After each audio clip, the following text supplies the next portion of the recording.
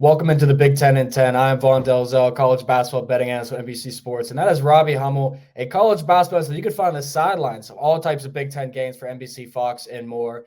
And Robbie, I got to ask you, before we talk big news in the conference, because there's a lot to talk about, have you ever had a Caitlin Clark moment where you've collided with a fan in court storming? Yeah, never collided. I have been through court stormings where we won a big game as a freshman at Purdue, and I had been through it as a losing team and watching the opponent's fans storm the court.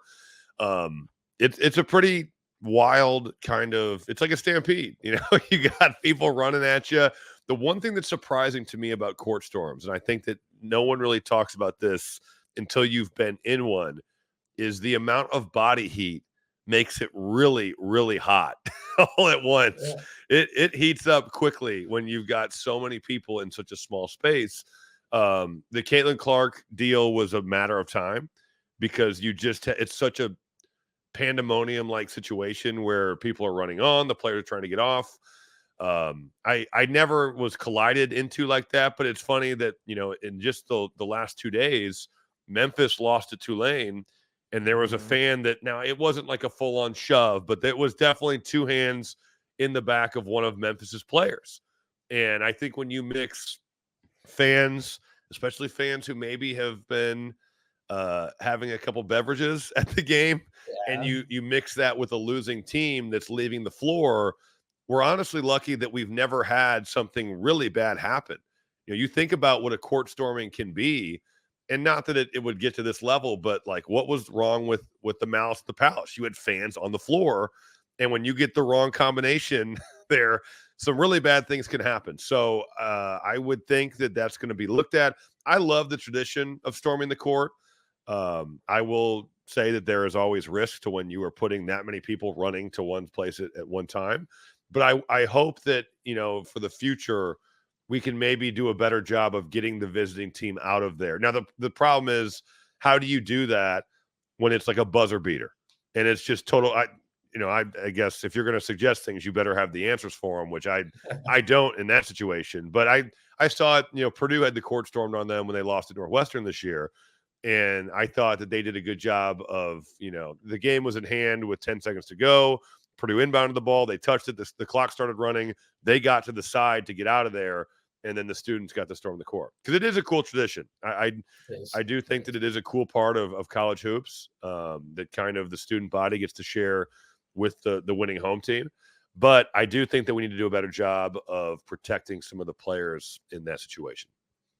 Yeah, totally agree. When I was a part of the Michigan-Ohio State game this year in football and saw the Michigan fans storm the field, I mean, I've never seen 100,000 plus people on a football field before. And I thought about, the liability of that, no matter how cool it looked from above and how fun that had to be on the field. So I am totally with you, Robbie. It's lucky that we haven't had anything like that happen before. And real quickly, I don't think anyone from Northwestern was putting a finger on Zach Edey. No, that's one guy I am definitely steering clear of. I'm storming the court. No doubt. But let's talk about the biggest news in college basketball right now, because Terrence Shannon Jr.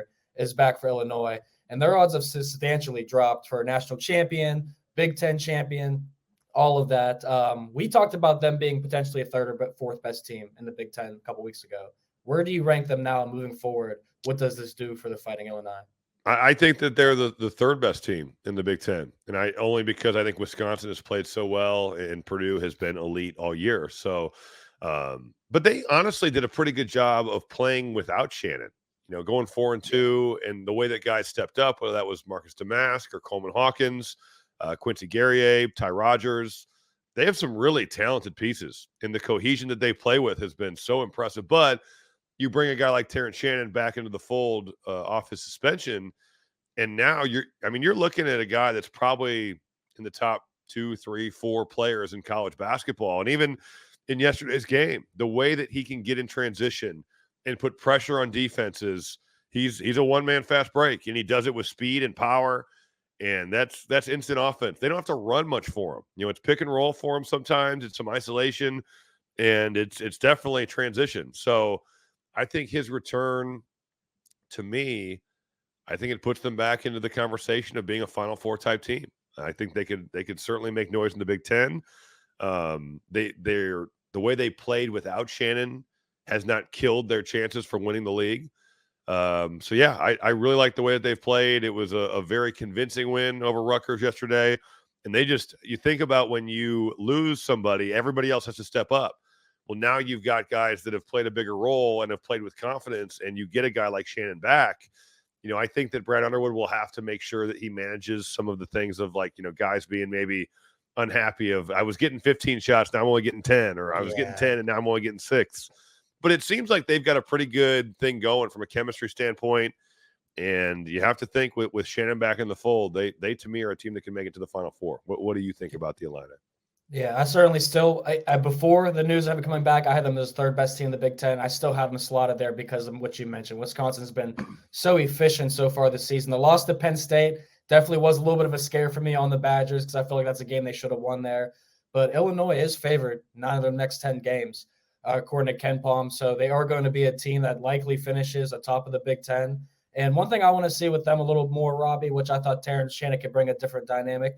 He only did have one steal in that return, but without him, they were a team that was not forcing turnovers. They ranked 340th on the year when it comes to offensive turnover percentage. So I'd like to see Terrence Shannon bring that intensity a little bit.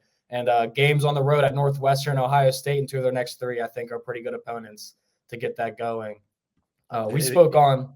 Well, and he's going to see some hostile environments there. There's no doubt about that. It's going to be interesting to see how that kind of plays out. And we've seen Big Ten road teams win this year. Surprisingly, and past years has not been the case. Wisconsin's one of those teams that we just mentioned quickly that they lost at Penn State. That was a tough road loss for them when they were on a hot streak there. But Max Klesmit has been outstanding, scoring 20 straight points in a ton of games. Stephen Crowell been amazing. What do you think about this Wisconsin team moving forward too? Well, I think that they just have so many pieces that can beat you. Their depth last year was so poor, and this year it's so good. They kept the core together. I love the way that Crowell is playing, whether that's in the post or taking good looks from 3. He shot it really efficiently out there. Tyler Wall is a problem with his size, physicality, offensive rebounding. Chucky Hepburn, I think, needs to look for his own offense a little bit more here. The Penn State game, he doesn't score. He goes 0 for 5. I love the way he's distributed. I love the way that he's played for other people, and defensively he's been so good. But I do think that he needs to get some of his own offense as well. AJ Storr, to me, has been their best player for the season. What a pickup he's been. John Blackwell has been phenomenal. He's going to make the all-freshman team. And you mentioned Klesmit. I love the way he's playing. He was more of a defensive stopper the first 13 games of the year, but now he's riding the ultimate heater. This dude should go buy a lotto ticket because he is making seemingly everything. Really like the Badgers, really like their supporting cast and their depth. What do you, I know you've had your eye on Iowa. What have you thought about the Hawkeyes here? I thought the Iowa Hawkeyes have picked it up substantially to start the season. Now, there's a couple teams here, Robbie, in the Big Ten that I feel like Nebraska is one of them. They play a cupcake non-conference schedule, right? We're talking about 250th or 350th overall in the season. But I feel like lately Iowa start picking up wins against defensive teams. Rutgers, they went to head-to-head with Nebraska, a team that offensively matches up well with Iowa. They went to Minnesota, another team that we were talking about. We have high hopes on that have more wins this year than they did last season already. And the Hawkeyes were able to beat them too before dropping games against Purdue. But you look at their schedule and you look at who they've lost to, 6 out of 7 losses, very respectable. Michigan, you can maybe get a pass for because they are in the Big Ten. But I look at this team and I'm starting to believe that they can be a sleeper in the Big Ten. They can be the 4th or 5th best big team in the Big Ten, potentially with Michigan State being a team that I'm still selling stock on, Robbie. So I got my eyes on the Hawkeyes moving forward. If they can continue to string wins together, they may be a sleeper in tournament time. And I want to wrap it up with a doubleheader on Peacock because there's an interesting game between Ohio State and Nebraska. Yeah. I want to know, is Nebraska an NCAA tournament team as of today? Because I believe they are, and they're a team no one wants to see in a win-or-go-home situation. Yeah, I think they are right now too, and that may speak a little bit to kind of college basketball has some mediocre teams that are going to be getting in. And I think the win over Purdue was huge. I do. Now, they've still got work to do. Need to hold serve at home, need to beat the people that are below them. But and Jawan Gary, his injury only being a calf strain versus I think everyone was thinking Achilles. That is a game changer. Getting him back will be huge, but a big win against Northwestern, and they've just got to keep beating good teams at home. That's what they have to do, hold serve.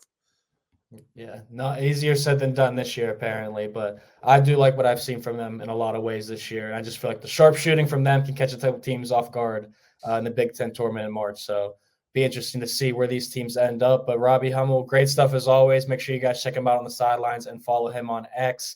For Vaughn Dalzell, we appreciate you checking into the Big Ten in 10. Enjoy the games this week.